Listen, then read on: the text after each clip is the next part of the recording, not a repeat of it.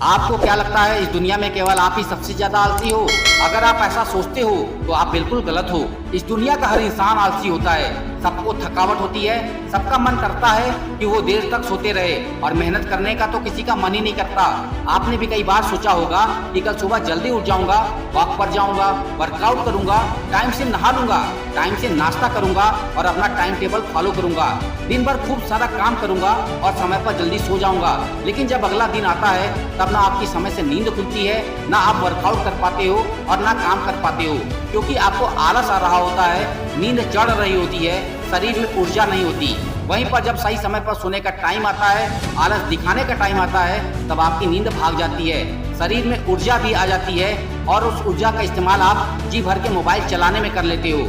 इसी वजह से देर रात तक जाग लेते हो और अगले दिन का सत्यानाश हो जाता है। ये कोई कहानी नहीं है, ये भारत के हर युवा की जिंदगी का एक आईना है जिसे चाहकर भी कोई देखना नहीं चाहता। किसी ने क्या खूब कहा है, दुनिया में हर कोई कामयाब होना चाहता है लेकिन हर कोई कामयाब हो नहीं पाता। जिसके मन में अपने लक्ष्य के प्रति तड़प होती है, कामयाबी उन्हीं को मिलती है।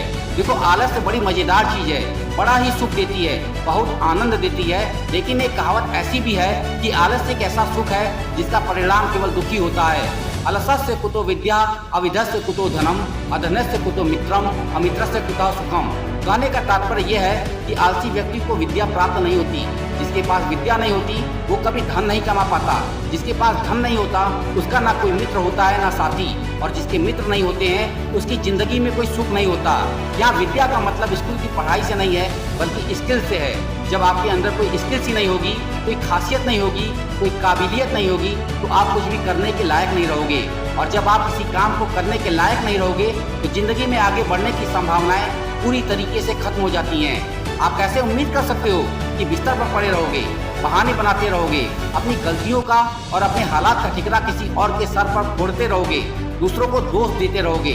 देखो, ये सब करने से आपको संतुष्टि मिल सकती है, आपके दोस्त संतुष्ट हो सकते हैं, आप अपने आसपास वालों को बेवकूफ बना सकते हो, उनको ये बात मानने पर मजबूर कर सकते हो कि आपके अंदर तो काम करने की बड़ी इच्छा है लेकिन दूसरों की वजह से आप वो काम नहीं कर पा रहे।